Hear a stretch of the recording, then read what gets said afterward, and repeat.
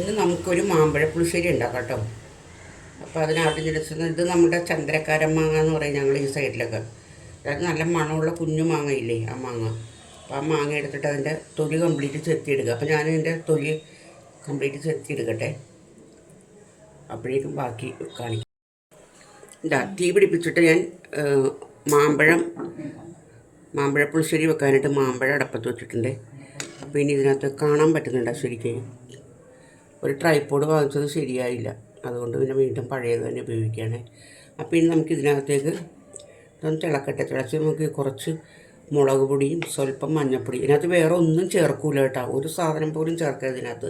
ജീരകമോ വെളുത്തുള്ളിയോ ചുമന്നുള്ളിയോ കറിവേപ്പിലയോ ഒന്നും ചേർക്കരുത്. താളിക്കാൻ മാത്രം കുറച്ച് കറിവേപ്പില എടുക്കുക, അല്ലാതെ വേറേതായ ഒരു സാധനങ്ങളും ഇതിനകത്ത് ചേർക്കരുത്. അപ്പം ഞാനിനിയിപ്പോൾ ഇതിനകത്തേക്ക് വേണ്ട മഞ്ഞൾപ്പൊടിയും മുളക് പൊടിയും എടുക്കട്ടെ. പച്ചമുളക്, ഇഞ്ചി ഇങ്ങനെയുള്ള സാധനങ്ങളൊന്നും ചേർക്കരുത് കേട്ടോ, കറി മൊത്തത്തിൽ വൃത്തികേടായിപ്പോവും. എന്തൊക്കെയാണ് ചേർക്കേണ്ടതെന്നുള്ള ഞാൻ അന്നേരം കാണിക്കാം. നമുക്ക് ഇത്രയും മുളക് പൊടി അത് മതി. ഞാൻ നല്ല എരിവെള്ള മുളക് പൊടിയാണിത്. പിന്നെ വേണ്ട ചെറിയ കുറച്ച് മഞ്ഞൾപ്പൊടി,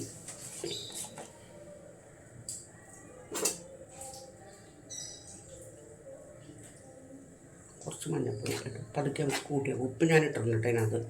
മുളക് പൊടിയുടെ കളറ് കണ്ട. ഇതൊന്ന് തിളച്ച് വരുമ്പോഴത്തേക്ക് നമുക്ക് ശർക്കര ചേർത്ത് കൊടുക്കാം കേട്ടോ. അപ്പം തിളക്കട്ടെ. അതെ ഇപ്പോഴേ മാങ്ങ നന്നായിട്ട് തിളക്കാൻ തുടങ്ങിയിട്ടുണ്ടേ. ഇത് ഭയങ്കരമായിട്ട് സൂക്ഷിക്കണം കേട്ടോ, പെട്ടെന്ന് അടുക്കി പിടിച്ച് പോകും, അതാണ് കുഴപ്പമുള്ളത്. ഇനിയിപ്പോൾ നമ്മളിതിനകത്തേക്ക് ഒരു 2.5 വല്ലം, അതായത് ചെറിയ കട്ടകളില്ലേ ശർക്കരയ്ക്കകത്തേക്ക് ഇട്ട് കൊടുക്കുക കേട്ടോ. ഈ ശർക്കരയ്ക്കകത്ത് കിടന്ന് നന്നായിട്ട് വേകണം. കൂടെ തന്നെ നമുക്ക് 1 സ്പൂൺ നെയ്യ് ഒഴിച്ചു കൊടുക്കാം. അതിനകത്ത് വെളിച്ചെണ്ണയോ വേറെ ഒന്നും ചേർക്കരുത് കേട്ടോ, നെയ്ക്കകത്താണ് നമ്മളിത് ശരിയാക്കണത്. 1 സ്പൂൺ നെയ്യ് ഒഴിച്ചിട്ടുണ്ട്. നമുക്ക് നന്നായിട്ട് ഇളക്കി കൊടുക്കാം, അല്ലെങ്കിൽ പെട്ടെന്ന് അടുക്കി പിടിക്കും. ശർക്കരയ്ക്കകത്തും നെയ്ക്കകത്തും കിടന്ന് നല്ല പരുവത്തിൽ വറ്റട്ടെ. ഇത് വറ്റി കഴിയുമ്പോഴത്തേക്കും നമുക്ക് തേങ്ങക്കകത്ത് തൈരിനകത്ത് വേണം തേങ്ങ അരച്ചെടുക്കാനായിട്ട്. 1 പിടി തേങ്ങ മതി, അധികം തേങ്ങയൊന്നും വേണ്ട. നല്ല നീറ്റായിട്ട് അരച്ചെടുക്കുക, അതായത് നല്ല വെണ്ണ പോലെ അരച്ചെടുക്കുക. അരച്ചെടുത്ത് അത് ഇതിനകത്തേക്ക് ഒഴിക്കുക. അത് നമുക്കറിയാൻ പാടില്ലേ മോര് കറിയൊക്കെ ഉണ്ടാക്കുമ്പോഴുള്ള പരുവ എങ്ങനെയാണെന്നുള്ളത്. 4 സൈഡിൽ നിന്നും തിള വരുമ്പോഴത്തേക്കും നമ്മളത് ഇറക്കുക. എന്നിട്ട് നെയ്ക്കകത്ത് തന്നെ വേണം ഉള്ളി ഇടരുത്. നമ്മുടെ ഉണക്കമുളകും കറിവേപ്പിലയും ഉലുവയും താളിച്ചിടണം അതിനകത്ത് കേട്ടോ, കടുകും. വറ്റിപ്പോട്ടെ, ഇളക്കി കൊടുക്കുക, അല്ലെന്നുണ്ടെങ്കിൽ അടുക്കി പിടിക്കും.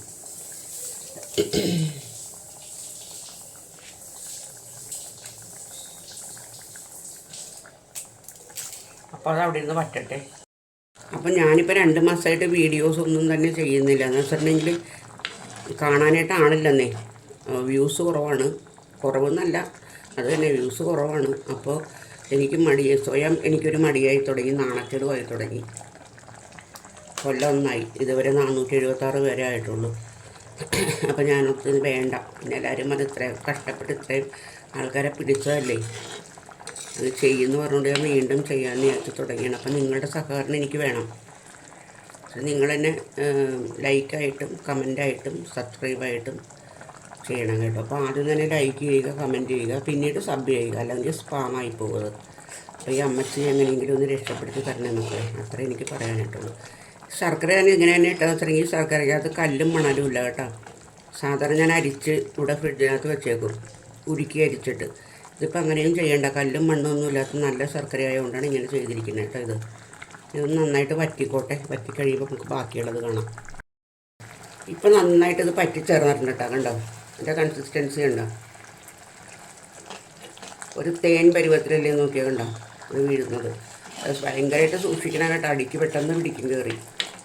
നമുക്ക് തേങ്ങ തൈരിൽ അരച്ചത് കൂടെ ഒഴിച്ചു കൊടുക്കാം.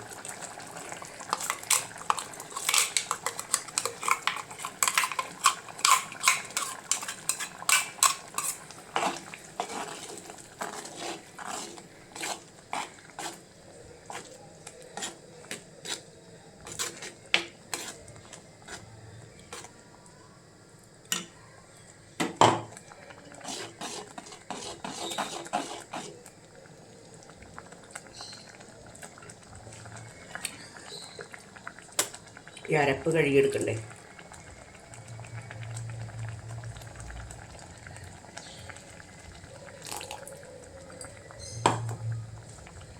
നമുക്കൊന്ന് നോക്കാം കേട്ടോ.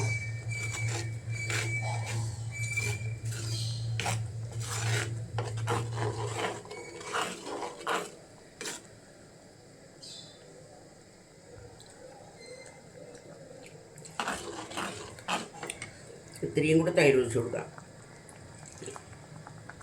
ഇത് മിക്സിക്കകത്തിട്ട് അടിച്ച തൈരാണ്, അതാണ് ഇങ്ങനെ ഇരിക്കുന്നത്. ഒട്ടും വെള്ളം ചേർക്കാതെ അടിച്ചെടുത്തതാണ്.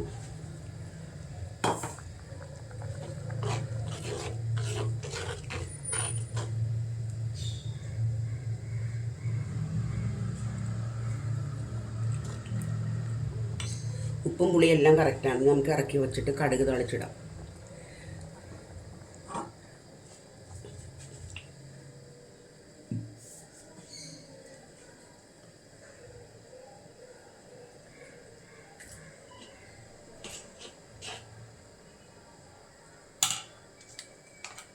കടുക് തളിക്കാണ്ട് നമുക്കൊരു ചട്ടി വെച്ച് കൊടുക്കാം കേട്ടോ അടുപ്പത്തേക്ക്. ഇവിടെ ചൂടാവട്ടെ. ചൂടാകുമ്പോൾ നമുക്ക് ഇതിനകത്ത് നെയ്യാണ് കേട്ടോ ഒഴിക്കേണ്ടത്. കുറച്ച് നെയ്യ് ഒഴിച്ചാൽ മതി. ഇതാ കുറച്ച് നെയ്യ് ഒഴിച്ചു.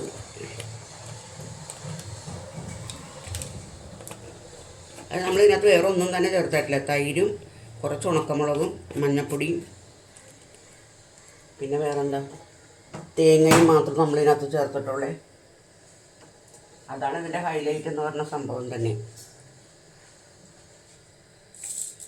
അതായത് നമുക്ക് അത് ചൂടായിട്ടുണ്ട്. അപ്പോൾ നമുക്ക് കുറച്ച് ഉലുവ ഇട്ട് കൊടുക്കാം. ഉലുവ ഒന്ന് പൊട്ടട്ടെ. അപ്പോഴത്തേക്കും കുറച്ച് കടുകും കൂടെ ഇട്ട് കൊടുക്കാം.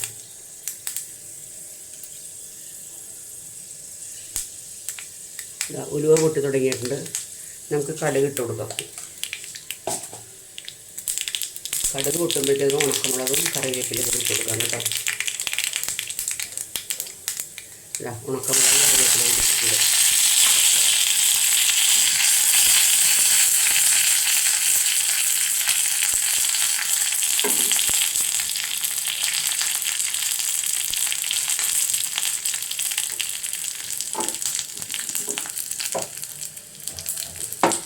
അടുക്കള മുഴുവൻ എന്ത് സ്മെല്ലാന്ന് അറിയാൻ പോകുന്നത് ഈ കറിയുടെ.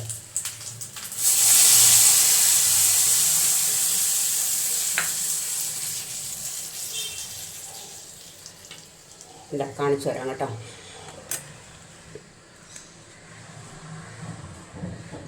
ഇതാ കറിയുടെ ഫൈനൽ സ്റ്റേജ് കണ്ടോ. ഇതാണ് മാമ്പഴ പുളിശ്ശേരി. പിന്നെ നമുക്ക് വേറൊരു വീഡിയോ ആയിട്ട് വരാം കേട്ടോ. എന്നിട്ട് വേറെ എന്തെങ്കിലും ഒരു കറിയും കൂടി വെക്കാം. അടുത്തത് നമുക്ക് ഒരു അവിയൽ ഉണ്ടാക്കാവേ. അപ്പോൾ അവിയലിൻ്റെ കഷ്ണങ്ങളെല്ലാം കൂടി ഞാൻ അരിഞ്ഞ് ഇതാണ്ട് അടപ്പത്ത് വെച്ചിട്ടുണ്ട്. ഇനി അത് അവിടെ നിന്ന് വേഗട്ടെ. അപ്പോഴേ നമുക്ക് അരപ്പുണ്ടാക്കാം. അവിയലിനകത്ത് ഞാൻ അരപ്പിട്ട് കറിവേപ്പില ഇട്ട് ഇതാ ഇത്തിരി പച്ച വെളിച്ചെണ്ണ ഒഴിക്കണം. ഞാൻ തൈരാണ് ഇതിനകത്ത് ഒഴിച്ചിരിക്കുന്നത്. ഇത്തിരി പച്ച വെളിച്ചെണ്ണ ഒഴിച്ച് കഴിഞ്ഞിട്ടുണ്ടെങ്കിൽ ഇതിൻ്റെ പണി കഴിഞ്ഞു. അപ്പോൾ നമുക്കിനി ഇത് അടപ്പത്തേക്ക് വെക്കാം. ഇത്തിരി ചോറുണ്ടാക്കണം. ചോറിന് ഞാൻ തീ പിടിപ്പിച്ചിട്ട് അടപ്പത്തേക്ക് വെക്കാൻ പോവാണ്.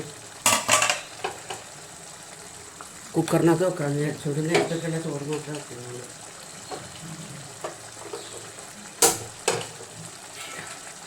അടപ്പത്തേക്ക് വേവട്ടെ. 2 വിസിലേക്കുമ്പോൾ നമുക്ക് ഇറക്കി വെക്കാം. അപ്പോൾ ഈ അവിയലിൻ്റെ പണി ഇതൊന്ന് ഇളക്കി നോക്കട്ടെ എങ്ങനെയുണ്ടെന്ന്. ഉപ്പൊന്നും നോക്കിയിട്ടില്ലേ.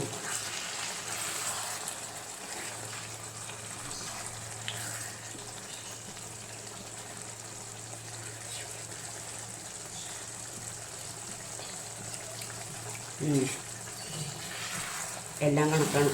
അപ്പോൾ ഇനി നമുക്കിത് ഓഫ് ചെയ്യാം. ഇങ്ങനെ ഇരിക്കട്ടെ. അപ്പോൾ പിന്നെ ഇറക്കി കഴിയുമ്പോഴത്തേക്കും ഒന്നും കൂടെ കട്ടയാവും വരുന്നു.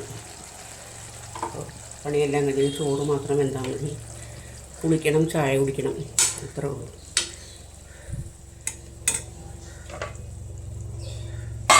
ഇതവിടെ ഇരുന്ന് വേവട്ടില്ല. അപ്പോൾ ഞാൻ ഒന്നുകൂടി ഓർമ്മിപ്പിക്കുകയാണ്. എൻ്റെ വീഡിയോ കണ്ട് ഇഷ്ടപ്പെട്ടാൽ ലൈക്ക് ചെയ്യുക, കമൻറ്റ് ചെയ്യുക, സബ്സ്ക്രൈബ് ചെയ്യുക കേട്ടോ പ്ലീസ്.